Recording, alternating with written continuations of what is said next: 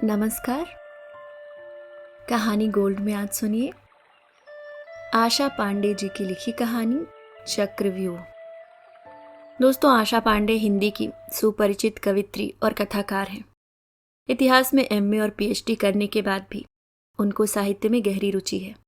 आशा पांडे कविता रचती हैं, कहानी लिखती हैं।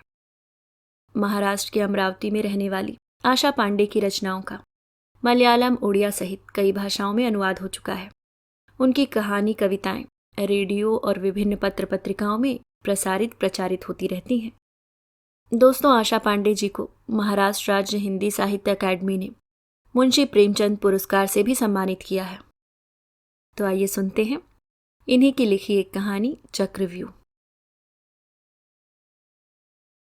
दरवाजे की घंटी बजते ही सुरेखा का दिल जोरों से कांप गया।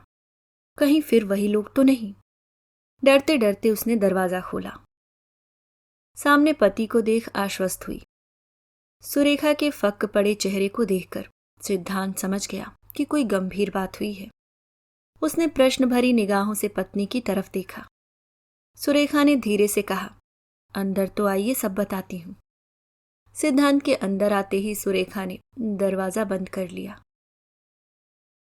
अब तक दोनों बच्चे भी कमरे में आ गए थे। सनी 3 साल का ही था। समय की गंभीरता वह नहीं समझ पा रहा। पापा को देखते ही वह खुश होकर उनसे लिपट गया, किंतु शुभम भयभीत दिख रहा था। सिद्धांत का सब्र खत्म हो रहा था। बैग सोफे के एक तरफ रखते हुए उसने पत्नी से पूछा, तुम्हारा चेहरा क्यों उतरा हुआ है? पुलिस आई थी। पुलिस? लेकिन क्यों? दोपहर में आपने उस औरत को मार दिया था ना? अरे, मैंने उसे मारा नहीं था। उसे डराने के लिए डंडा फेंका भर था जो उसे छू गया। जो भी हो, लेकिन वह एडमिट है। उसके पैर की हड्डी टूट गई है। पुलिस कह रही थी कि उसे बहुत मारा गया है। पता नहीं बचती है कि नहीं। बहुत किसने मारा? डंडा बस उसे छू भर गया था। सिद्धांत झल्लाकर बोला।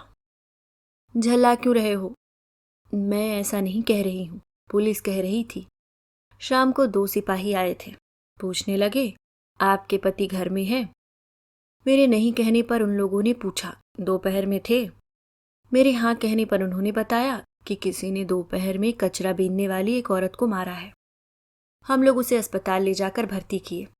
मारने वाला इसी मोहल्ले का है। अस्पताल से ठीक होकर आने पर तो वह खुद ही मारने वाले आदमी को पहचान लेगी। मैं चुपचाप उन लोगों की बात सुनती रही।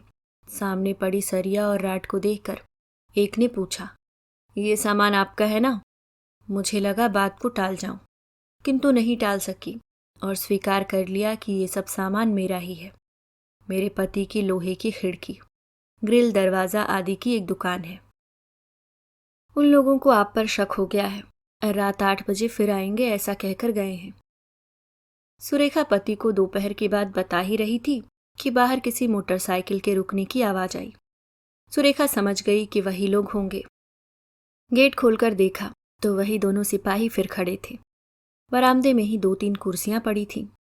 सिद्धांत ने उन दोनों को वहीं बैठने के लिए कहा और बिना किसी लाग लपेट के सहजता से स्वीकार कर लिया कि दोपहर में मैंने ही उसे डंडा फेंक कर डराने की कोशिश की, जो उसके पैर में लग गया था शायद। तब तो आप बुरी तरह फंस गए। आप कैसी बात कर रहे हैं? आपकी ही चौकी में मैं कम से कम 10 बार लिखित शिकायत कर चुका हूं कि औरत कागज, चिंदी आदि चुनने के बहाने से आती है और मेरे यहां से लोहे की सलाखें चुरा कर ले जाती है।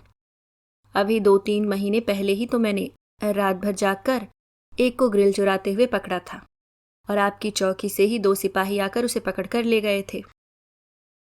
मेरे सामने उन औरतों को पकड़ लेते हैं और बाद में छोड़ देते हैं। अब तो उनकी हिम्मत इतनी बढ़ गई है कि वे दिन में भी सरिया, लोहा चुरा कर ले जाने लगी।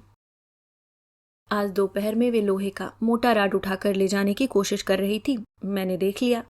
मैं बहुत परेशान हो चुका था। डंडा फेंक कर मार दिया, लेकिन डंडा उसको छू भर गया था बस। उसकी हड्डी कैसे टूटी, उसकी जान को कैसे खतरा हुआ, ये मेरी समझ में नहीं आ रहा है। यदि आप लोग मेरी शिकायत को भी इतनी गंभीरता से लिए होते तो आज ये दिन ना आता। बहुत क्षुब्ध होकर सिद्धांत ने कहा, आपकी बात सही है, लेकिन आज तो पासा उल्टा पड़ गया है। चौकी में शिकायत दर्ज हो चुकी है। तहकीकात तो करनी पड़ेगी। हमारे साहब बहुत कड़क हैं। कड़क शब्द सुनते ही सिद्धांत के गले में कुछ अटक सा गया। उसे आश्चर्य हो रहा था कि इतनी जल्दी केस भी बन गया, रिपोर्ट दर्ज हो गई और तहकीकात भी शुरू हो गई। अभी 4 साल पहले की बात है। वह अपने व्यवसाय के शुरुआती दौर में ही था कि एक दिन बैंक से पैसा निकालकर बाहर आते ही एक लड़का उसके हाथ से बैग छीनकर भागा। बैग में 50,000 रुपए थे। सिद्धांत उसके पीछे दौड़ा, लेकिन वह लड़का एक गली से दूसरी गली में भागता हुआ गायब हो गया। इतनी बड़ी रकम के चोरी हो जाने से सिद्धांत का गला दुख के मारे बार बार सूख रहा था। कुछ दूर पर पुलिस स्टेशन था। वह रिपोर्ट करने गया। सुबह 11 बजे घटी इस घटना की रिपोर्ट शाम 5 बजे लिखी गई। अंत में उसे 50,000 रुपए का संतोष करना पड़ा। आज इतनी त्वरित कार्यवाही, शायद इसलिए कि केस में फंसने वाले से पैसा मिलने की पूरी गुंजाइश है। कुछ देर की चुप्पी के बाद उन दोनों सिपाहियों में से एक ने अपनी कुर्सी सिद्धांत की ओर थोड़ी खिसकाकर बोला, आप इज्जतदार लोग हैं, हम इस बात का ध्यान रखते हैं। अनजाने में जो आपसे गलती हुई उससे निकलने का रास्ता है। सिद्धांत ने प्रश्न भरी निगाह सिपाहियों पर डाली। कुछ ले देकर बात को खत्म कर देते हैं, दूसरे ने पहले सिपाही की बात को आगे बढ़ाते हुए कहा। आ गए ना अपनी औकात पर, सोचते हुए सिद्धांत ने पूछा, क्या ले देकर? अब हमारे साहब तो एक पेटी के नीचे बात ही नहीं करते। एक पेटी से आपका मतलब? 1 लाख।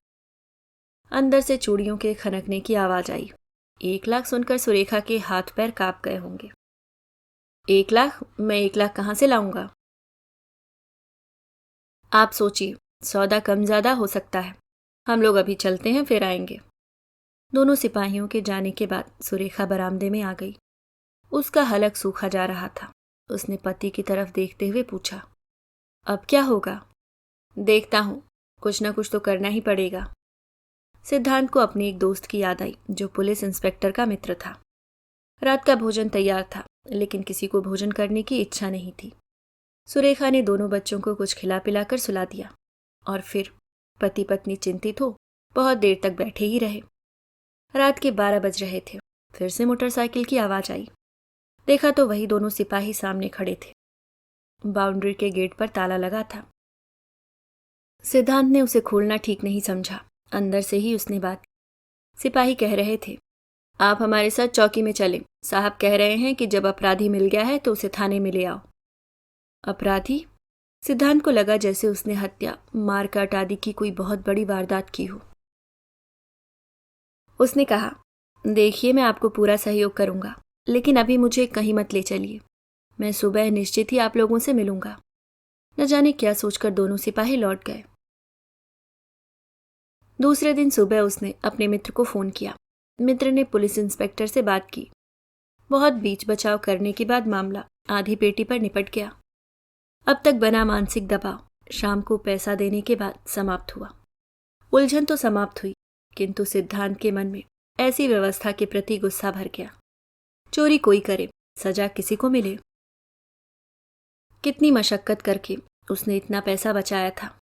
दुकान को थोड़ी बड़ी करने की इच्छा थी उसकी, लेकिन अब कैसे करेगा? भगवान का लाख लाख शुक्र है कि किसी केस में नहीं फंसे, नहीं तो लेने के देने पड़ जाते।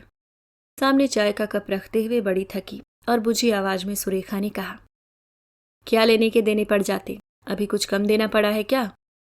झुंझलाई आवाज में सिद्धांत ने जवाब दिया। सुरेखा सिद्धांत की मनःस्थिति समझ गई।